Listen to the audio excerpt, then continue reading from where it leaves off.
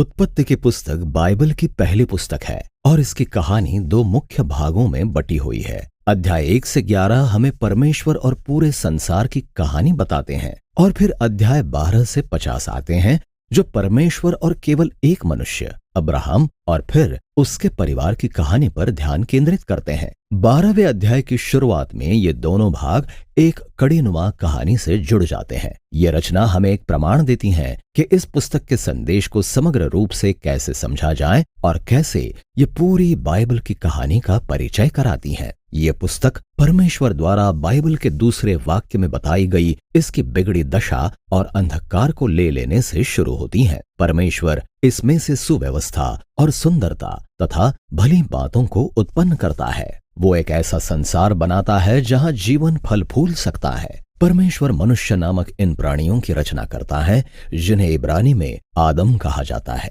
वो उन्हें अपने स्वरूप में बनाता है जिसका संबंध परमेश्वर के इस संसार में उनकी भूमिका और उद्देश्य से था। मनुष्यों की रचना इस संसार में परमेश्वर के चरित्र को प्रकट करने के लिए की गई थी। उन्हें उसकी ओर से संसार पर राज्य करने के लिए परमेश्वर के प्रतिनिधियों के रूप में नियुक्त किया गया है, जिसका इस संदर्भ में ये अर्थ है उसकी सारी क्षमता का उपयोग करना, उसकी देखभाल करना और उसे एक ऐसा स्थान बनाना जहां और भी अधिक जीवन फल फूल सके। परमेश्वर मनुष्यों को आशीष देता है, ये इस पुस्तक का मुख्य शब्द है। वो उन्हें एक वाटिका देता है, एक ऐसी जगह जहां से वे इस नए संसार की रचना करना शुरू करते हैं। मुख्य बात यह है कि मनुष्यों के पास ये चुनाव है कि वे इस नए संसार का निर्माण आगे कैसे करेंगे। इसे भले और बुरे के ज्ञान के वृक्ष के द्वारा प्रस्तुत किया जाता है। अब तक परमेश्वर ने उन्हें वो दिया और बताया था कि क्या अच्छा है और क्या अच्छा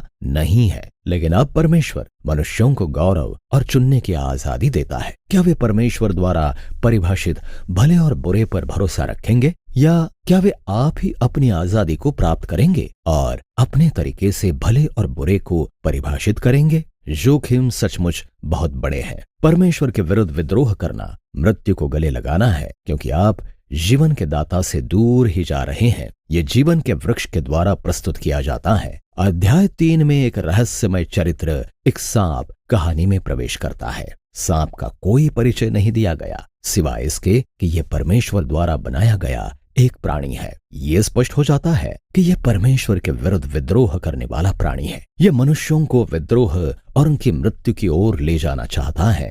सांप वृक्ष और चुनाव की एक अलग ही कहानी बताता है। वो कहता है कि भले और बुरे का ज्ञान प्राप्त करना मृत्यु को नहीं लाएगा, बल्कि ये तो वास्तव में जीवन को प्राप्त करने और स्वयं परमेश्वर जैसा बन जाने का मार्ग है।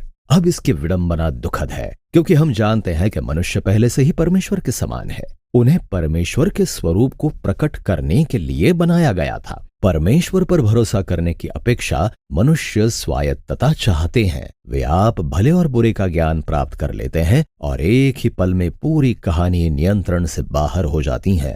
पहली हानि मानवीय संबंधों की होती है। उस पुरुष और स्त्री को अचानक एहसास होता है कि वे कितने कमजोर हैं। वे एक दूसरे पर भी भरोसा नहीं कर सकते। वे वस्त्र बनाते हैं और एक दूसरे से अपना शरीर छिपाते हैं। दूसरी हानि यह होती है कि परमेश्वर और मनुष्यों के बीच की घनिष्ठता समाप्त हो जाती है, इसलिए वे भागकर परमेश्वर से छिप जाते हैं। जब परमेश्वर उन्हें ढूंढ लेता है तो वे एक दूसरे पर दोष लगाने लगते हैं कि पहले किसने विद्रोह किया। अब यहीं पर यह कहानी समाप्त हो जाती है। यहाँ छोटी कविताओं की एक श्रृंखला है जहाँ परमेश्वर सांप को और फिर मनुष्यों को उनके कार्यों के दुखद परिणामों के बारे में बताता है। परमेश्वर पहले सांप से कहता है कि उसकी स्पष्ट जीत के बावजूद धूल चाटने के लिए उसकी पराजय तय है। परमेश्वर प्रतिज्ञा करता है कि एक दिन एक संतान या वंशज स्त्री से पैदा होगा जो सांप के सिर पर घातक प्रहार करेगा। यह एक बहुत अच्छे समाचार के समान लगता है, लेकिन यह विजय एक मूल्य चुकाने के साथ आएगी, क्योंकि जब सांप को कुचला जाएगा तो वो भी उस वंशज की एड़ी पर घातक प्रहार करेगा। यह इस घायल विजेता की बहुत ही रहस्यमय प्रतिज्ञा है। लेकिन कहानी के अब तक प्रवाह में आप देखते हैं कि ये परमेश्वर के अनुग्रह का एक कार्य है। मनुष्यों ने अभी अभी विद्रोह किया और परमेश्वर क्या करता है? वो उन्हें बचाने की प्रतिज्ञा करता है, लेकिन यह मनुष्य के निर्णय के परिणामों को नहीं मिटाता। परमेश्वर बताता है कि अब उनके जीवन का हर पहलू, घर पर और बाहर, उनके विद्रोह के कारण दुख और पीड़ा से भरा होने वाला है और ये सब उन्हें उनकी मृत्यु की ओर लेकर जा रहा है। यहाँ से कहानी नीचे की ओर बढ़ती है। अध्याय 3 से 11 विद्रोह के व्यापक प्रभाव और हर स्तर पर टूट रहे मानवीय संबंधों के बारे में बात करते हैं। यहाँ 2 भाइयों की एक कहानी है जिनका नाम कैन और हाबिल है। कैन अपने भाई से इतनी ईर्ष्या करता है कि वो उसकी हत्या करना चाहता है। परमेश्वर उसे चेतावनी देता है कि वो इस परीक्षा में ना पड़े, लेकिन वो ऐसा कर ही देता है। वो मैदान में उसकी हत्या कर देता है। कैन तब एक नगर बसाता है जहां हिंसा और अत्याचार का राज होता है। इन सब बातों का वर्णन लेमेक की कहानी में है। वो बाइबल में पहला पुरुष है जिसकी 1 से अधिक पत्नियां थीं। वो उन्हें धन की तरह इकट्ठा कर रहा है और फिर वो एक छोटा गीत गाता है कि कैसे वो कैन से भी अधिक हिंसक और बदला लेने वाला है। इसके बाद हम परमेश्वर के पुत्रों की एक विचित्र कहानी देखते हैं जो दुष्ट स्वर्गदूतों को दर्शा सकते हैं या फिर उन प्राचीन राजाओं को जिन्होंने दावा किया था कि वे देवताओं के वंशज हैं। लेमेक की तरह उन्होंने जितनी चाहते थे उतनी पत्नियां रखीं और उन्होंने नपीली लोगों को उत्पन्न किया जो पुराने समय के महान योद्धा थे। जो भी दृष्टिकोण सही हो, बात यह है कि मनुष्य ऐसे राज्यों का निर्माण कर रहे थे जो परमेश्वर के संसार को हिंसा तथा और भी अधिक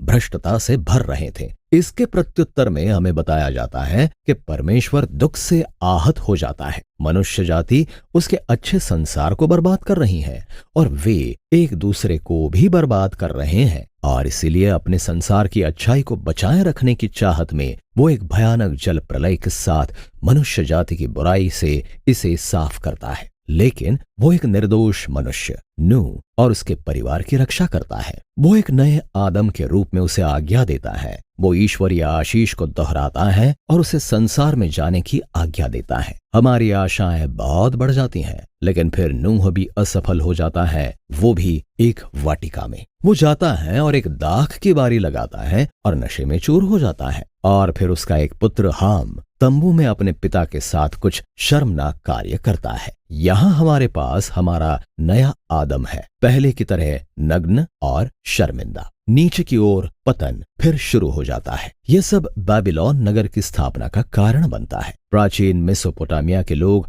अपनी इस नई तकनीक ईंट के साथ इकट्ठा होते हैं। वे नगरों और मीनारों को पहले के लोगों की तुलना में बड़ा और तेज गति से बना सकते हैं। वे एक नई तरह की मीनार बनाना चाहते हैं जो देवताओं तक पहुंच जाए और वे अपना बड़ा नाम कर सकें। ये मनुष्य के विद्रोह और घमंड का रूपक है। ये वाटिका का विद्रोह था जो अब बढ़ चुका है। परमेश्वर उनके घमंड को तोड़ता है और उन्हें तितर बितर कर देता है। ये कहानियों का एक विविध समूह है, पर आप देख सकते हैं वे सब एक ही मूल विषय के बारे में बात कर रही हैं। परमेश्वर मनुष्यों को अपने संसार के साथ सही कार्य करने का मौका देता रहता है और मनुष्य इसे बर्बाद करते रहते हैं। ये कहानियां ये दावा कर रही हैं कि हम एक अच्छे संसार में रहते हैं जिसे हमने बुरा बना दिया है और कि हम सब ने अपने तरीके से भले और बुरे को परिभाषित करने का चुनाव किया है। हम सब टूटे संबंधों के इस संसार में अपना योगदान देते हैं जो लड़ाई और हिंसा